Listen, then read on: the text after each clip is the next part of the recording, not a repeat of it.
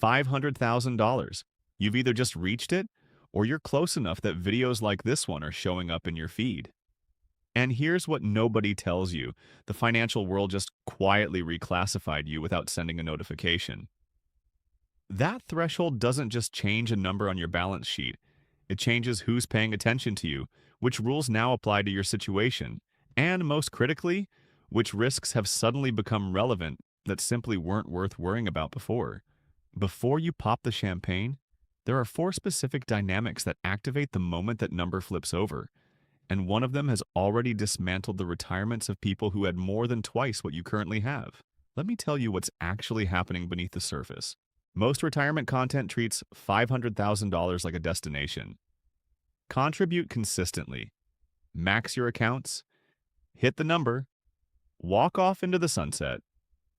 That story leaves out the most important chapters. And incomplete in this context doesn't mean slightly inconvenient. It means you could exhaust your savings. Not because you did anything reckless, but because the rules of the game shift at this level, and the standard playbook was never written with those rules in mind. I'm going to walk you through four changes that most retirement calculators fail to model, and that most financial advisors have a financial incentive to avoid explaining clearly. Before diving in, let me give you the mental framework that will carry through this entire conversation. Critical mass. In physics, critical mass refers to the minimum quantity of fissile material required for a nuclear chain reaction to become self-sustaining. Below that threshold, nothing particularly interesting happens. You just have radioactive material sitting quietly. But the moment you cross that line, the character of the reaction changes entirely. Forces that were dormant become active. Material that was inert transforms into something fundamentally different. $500,000 is your critical mass. Below it, your portfolio is in accumulation mode. Above it, the chain reaction begins. Some of those reactions are going to work powerfully in your favor. Others will consume your retirement from the inside out if you don't understand what just changed. The chain reaction has begun. Some of it is absolutely working for you. But I want to start with something that begins working against you at precisely this number. Something that happens before you ever make a single withdrawal.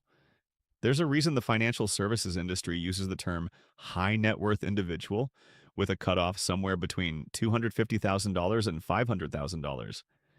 Because that's when you become genuinely profitable enough to pursue. A financial advisor managing your money at 1% annually earns $5,000 per year on a $500,000 portfolio. That's a sustainable business relationship. Below that balance, not so much. So the instant you cross this threshold, the volume of outreach increases. The seminar invitations, the complimentary consultations, the concerned calls from the advisor your company suggested. This uptick isn't happening because your needs changed. It's happening because your balance sheet crossed their profitability threshold. This isn't a conspiracy. It's just incentive arithmetic. Here's where it gets genuinely important. That 1% fee, which sounds perfectly reasonable, is not a flat one-time cost. It compounds against you over time. A seemingly minor 1% difference in annual fees can reduce your eventual portfolio value by 20 to 30% across 30 years. On a $500,000 starting balance growing at 7% annually for 3 decades, you'd accumulate roughly $3,800,000 without any advisor fee. Shave that growth rate down by 1% because your advisor is charging you 1% per year, and you land at approximately $2,870,000. The difference is around $930,000, not over your entire life, just from that single percentage point. And it compounds further. 2 percentage points in annual fees, a 1% advisor charge plus 1% in actively managed fund expenses. Compounded across 4 decades, can transform a $7.2 million retirement into a $3.9 million retirement. That's roughly half of your ultimate portfolio, quietly evaporated by a charge most clients simply accept as the standard cost of doing business. Why do people accept it without question? Because the fee is essentially invisible. It doesn't appear as an obvious line item you sign off on each month. It simply drags your annual return from 7% down to 6%, and you never see the $900,000 that never materialized. You can't mourn what you never knew existed. Now, you might be thinking that a skilled advisor adds enough value to justify the cost, and some genuinely do. The ones providing real tax optimization, estate planning, and behavioral guidance offer something worth paying for. But here's the uncomfortable reality. The people positioned to aggressively pursue you the moment you cross $500,000 are typically not those people. They're usually commission-driven salespeople using language that sounds fiduciary. Just 21% of active investment strategies survived and outperformed their index counterparts over the 10 years ending June 2025, according to Morningstar. Not 21% of suspicious or low-quality funds. 21% of all of them. Over the 20-year stretch from 2005 through 2024, 94.1% of all domestic funds underperformed the S&P 1,500 Composite Index. When someone presents you with an actively managed fund charging 1.5% annually, they are offering you a product with roughly a 6% historical probability of beating a basic index fund over 2 decades and charging you handsomely for the privilege. That isn't investing. That's paying a subscription fee for an expensive coin flip. The solution at the $500,000 mark is not to avoid professional guidance entirely. It's to clearly understand the distinction between advice you pay for directly, a flat-fee fiduciary, a fee-only certified financial planner, versus advice that's compensated through a percentage of your assets, where the advisor's income automatically expands alongside your wealth regardless of what they actually do to earn it. Those are fundamentally different relationships. One resembles a doctor, the other resembles a pharmacist working on commission. Stay with me because what comes next is the part where even people who resolve the advisor issue perfectly still get blindsided. The number that has dominated retirement planning for 30 years is actively misleading people in 2026. And the way it misleads them is subtle enough to be genuinely frustrating. The 4% rule. You know it. Withdraw 4% of your portfolio in year 1. Adjust for inflation each year after that. $500,000 at 4% produces $20,000 annually. Add Social Security, and for many households, that calculation looks workable on paper. But here's the essential background you need. The 4% rule was developed in the 1990s by financial planner William Bengen, drawing on historical U.S. market data. At that time, bonds were yielding around 6 to 7%. Inflation was relatively contained, and life expectancy was shorter. Under those conditions, a 50-50 stock and bond portfolio could reliably sustain 30 years of withdrawals. People today are living significantly longer, meaning your portfolio may need to carry you for 35 to 40 years, not 30. The foundational assumption of a 30-year horizon is increasingly disconnected from reality, and the bond component that gave the rule its stability operates in a very different environment today. The math evolved. The rule didn't update on your behalf. Here is the wrinkle buried inside the wrinkle. The rule's own creator no longer endorses it the way most people apply it. Bengen himself has since revised the figure upward, most recently suggesting 4.7% as the worst-case historical safe withdrawal rate. He told a major financial news outlet in 2025 that retirees who stay anchored to just 4% are likely shortchanging themselves on the retirement they actually earned. So the rule is simultaneously too conservative for certain people and dangerously aggressive for others. And the correct answer for your specific situation depends on factors. No retirement calculator you've ever used models properly. Things like the precise sequence of market returns you experience during your first decade of withdrawals, your actual healthcare costs before Medicare begins, and how much of your spending is fixed versus adjustable. The 4% rule is a blunt instrument, and at $500,000, blunt instruments carry a real price tag. You might think the challenge is selecting the right withdrawal rate, but the deeper issue is that a fixed withdrawal rate is the wrong framework altogether. The correct model is a dynamic one where your withdrawal rate responds to what markets are actually doing. In a strong year, you pull slightly more. In a difficult year, you pull slightly less, protecting principal during the vulnerable early phase. Even reducing withdrawals to 3.5% instead of 4% during a market downturn can meaningfully extend how long your portfolio lasts. The 4% rule assumes you'll withdraw the same inflation-adjusted dollar amount every single year regardless of what the market is doing. Nobody actually lives that rigidly. Here is the section that never appears in a retirement calculator. After reviewing 50 years of retirement data, including sequence of returns research, healthcare cost modeling, Social Security timing analysis, and tax drag data, a framework called the Exit Code was developed. It's a digital book, 8 chapters, no filler, organized around one central question. What does the math actually say about leaving the workforce early, safely, and permanently? Two elements connect directly to what we're discussing right now. The first is what's called the 4% trap. Not a dismissal of the rule itself, but a diagnostic for why fixed withdrawal thinking dismantles otherwise healthy portfolios in their opening decade.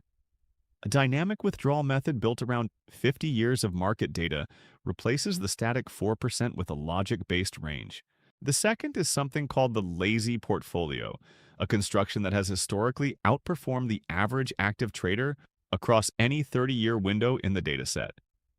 Not because it's sophisticated, but because it's boring, inexpensive, and doesn't pay anyone a percentage of your compounding. The exit code is available for less than the cost of dinner for 2 through the link in the description. Every year spent operating under the wrong withdrawal model compounds against you. Now, back to the central issue.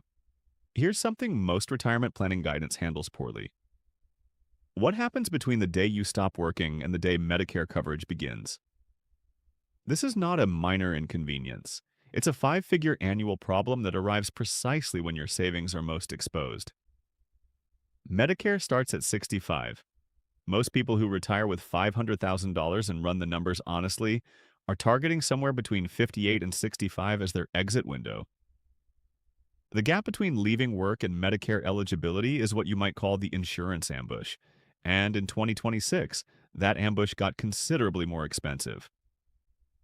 At the close of 2025, the enhanced premium tax credits that had been reducing ACA marketplace premiums since 2021 expired and were not extended into 2026. For early retirees, this means the subsidy cliff at 400% of the federal poverty level has returned.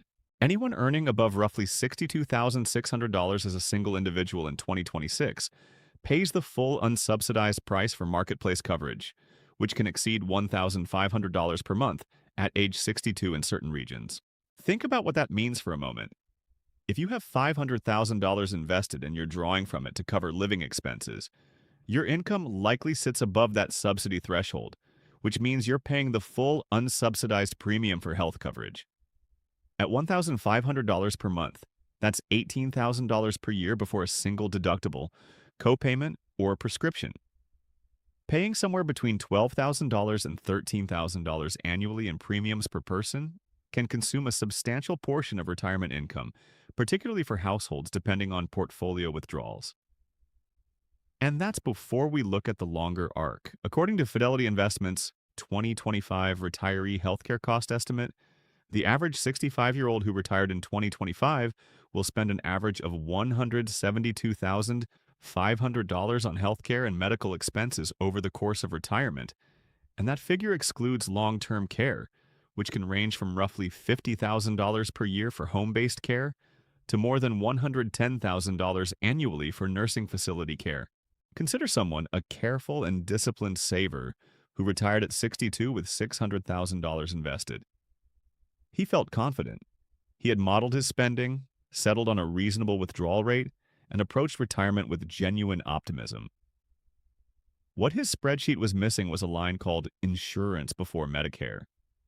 In his first year, he spent $23,000 on health coverage, not on medical treatment itself, on premiums and cost sharing alone. That represented 40% of his entire planned annual withdrawal. His 4-year bridge to Medicare consumed roughly $90,000 in insurance costs from a $600,000 portfolio. 15% of his entire nest egg was gone before Medicare even activated just to remain insured. This isn't an unusual edge case. It's the pattern. And the $500,000 group gets hit hardest because they have too much to qualify for meaningful subsidies and not enough buffer to absorb the cost without restructuring the whole plan. The problem has three distinct layers. Layer 1 is the premium itself. Layer 2 is the out-of-pocket exposure. The premium doesn't cover deductibles and copayments that reset every January and can easily add $6,000 to $10,000 in a challenging health year. Layer 3 is the compounding cost of making additional portfolio withdrawals to cover healthcare, which means selling shares earlier than planned, which means less principal remaining to benefit from future market growth. It's a triple hit. The insurance costs money directly. Funding that insurance through portfolio withdrawals costs you compounding. And the years before Medicare are frequently when sequence of returns risk is running at its highest. Which leads us to the fourth dynamic that shifts at $500,000, the one that has ended retirements that appeared mathematically bulletproof on paper. Consider two individuals, same age, same portfolio size, both at $500,000, both retiring in the same calendar year, both averaging the same 7% annual return across 30 years. One of them exhausts their money, the other leaves behind a meaningful estate. What separates them? The sequence of returns, not the average. The order. According to research from Fidelity, if a retiree starts with a $1 million balance and withdraws $50,000 each year, and their early retirement years feature positive returns, followed by a bear market later, the portfolio ends 30 years later with more than $3 million.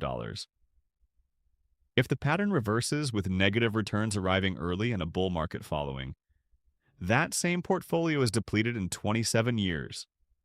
Identical average return, identical withdrawal amount, different order of returns. One scenario produces $3 million. The other produces bankruptcy in 27 years. This is not a theoretical academic exercise. A 65-year-old who retired around 1972 faced the 1973 to 1974 bear market almost immediately, a period when the S&P 500 dropped 48%, compounded by high inflation, an energy crisis, and widespread political instability. The people who retired in 1968 and those who retired in 1973 witnessed mirror image outcomes from nearly identical starting positions. Here's the mechanism. When the market declines in your early retirement years while you're still making regular withdrawals to live on, you are selling shares at their lowest prices and locking in those losses permanently.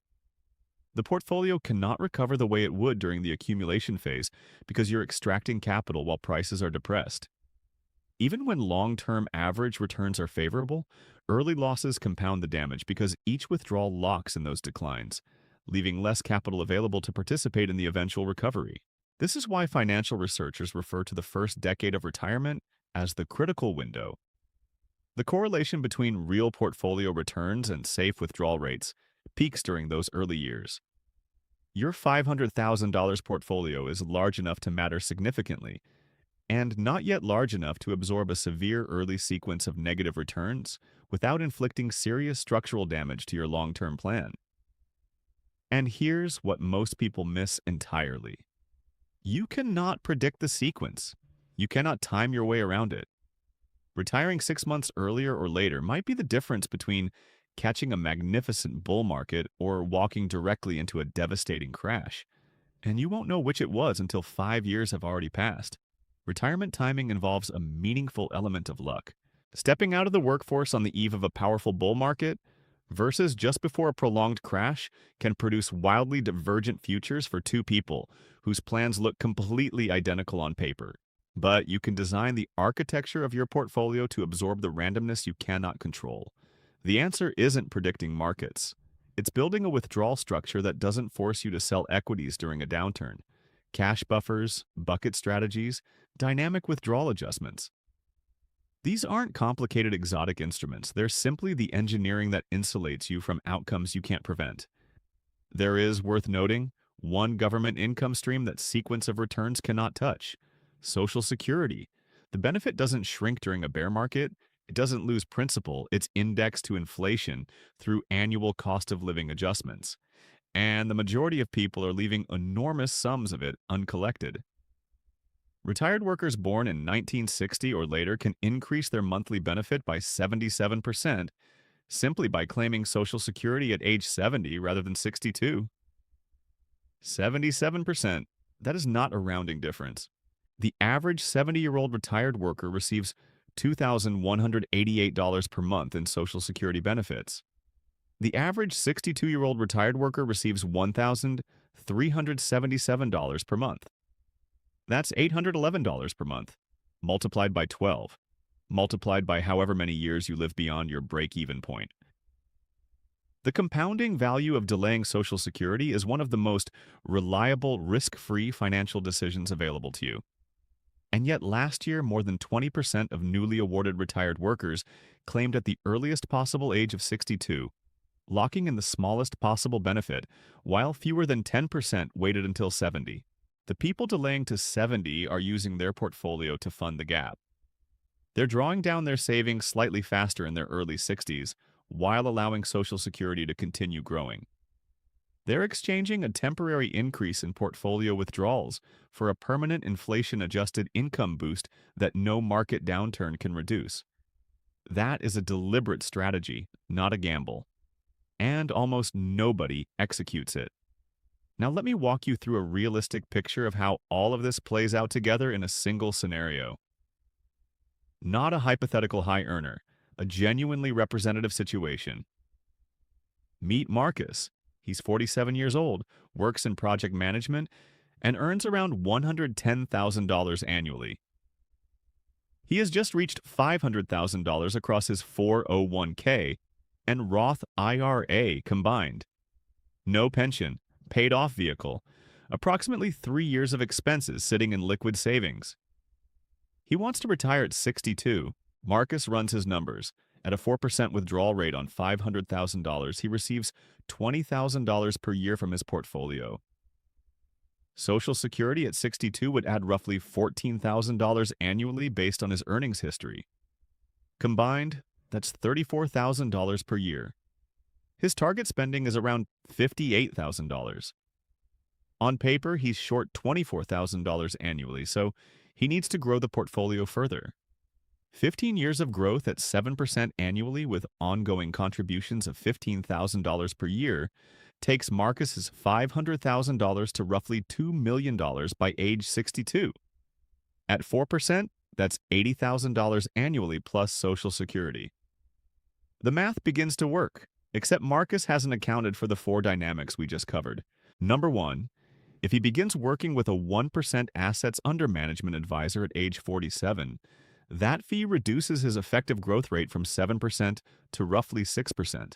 Over 15 years, the difference between those two rates on his current balance alone, before factoring in new contributions, is approximately $300,000. He effectively compensates the advisor with future portfolio value that never appears on any statement he receives. Number two, when Marcus retires at 62, 3 years before Medicare eligibility, he'll face health insurance premiums of roughly $15,000 to $18,000 per year at minimum. With ACA enhanced subsidies having expired in 2025 and his portfolio income keeping him above subsidy thresholds, the 3-year bridge to Medicare will cost him approximately $50,000 in additional withdrawals. And those withdrawals may require selling shares during a market downturn, precisely the worst moment to be selling. Number 3.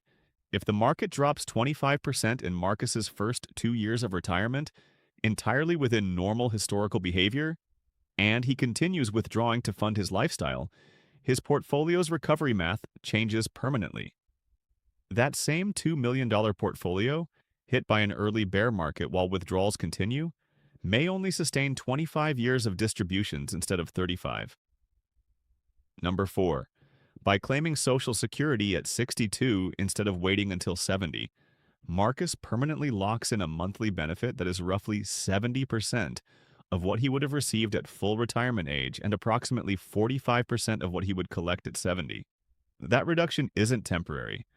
It follows him for the remainder of his life. Individually, none of these factors is catastrophic.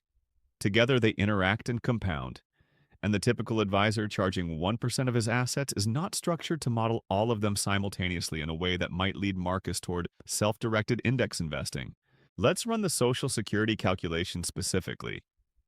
If Marcus's full retirement age benefit is $3,000 per month, and he claims at 62, he receives roughly $2,100 per month. If he waits until 70, he receives approximately $3,700 per month. Over a 20-year retirement, comparing those two outcomes, the difference accumulated across the years from 62 through 70 represents $96,000 in benefits surrendered by claiming early. After the break-even point, around age 80, every additional year at the higher amount is straightforward financial gain.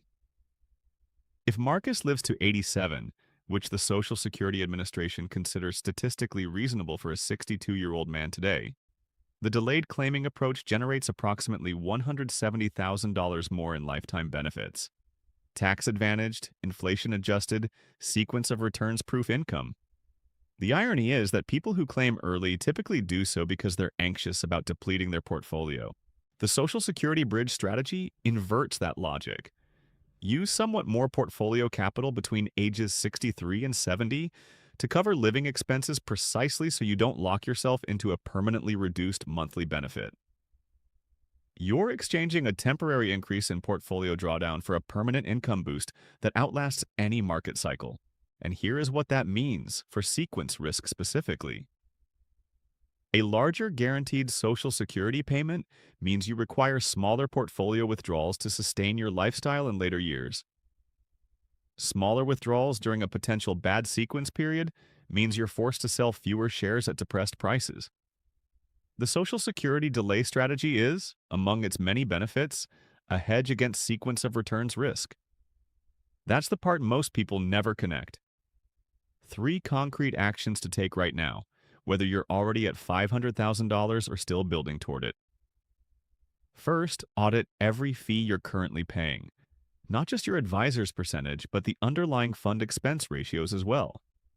If your total all-in cost exceeds 1% annually, calculate what that gap costs you across 30 years, using your current balance as the starting point. Many people complete this calculation once and immediately transfer their assets to a low-cost index fund approach. The math is direct and unmistakable. Second, build a detailed pre-Medicare healthcare budget. Not a vague contingency category, a specific number. If you plan to retire before 65, go price actual marketplace insurance plans in your state for someone your current age. Assume you'll receive no subsidies because the enhanced premium credits expired in 2025 and their future remains uncertain. Incorporate that annual cost into your retirement income requirement before you conclude that you're financially ready to leave. Third, run your Social Security break-even analysis using your actual benefit figures. Log into ssa.gov, pull your real projected benefit at 62, at your full retirement age, and at 70. Calculate the specific point at which the higher delayed benefit surpasses the cumulative value of the earlier claim. If your break-even lands around age 82 and you have reasonable grounds to expect, you might live past that. Healthy family history, no significant chronic conditions. The delay strategy deserves serious consideration in your planning. Critical mass has been reached. The chain reaction is already running. The question is whether you've designed the containment structure thoughtfully or whether you're simply hoping the reaction stays manageable on its own. Patient, consistent investing has built more lasting wealth than chasing trends. The moment you allow fees, rigid withdrawal frameworks, and unmodeled healthcare costs to quietly manage your portfolio for you, you've handed your retirement over to people whose incentives don't align with yours.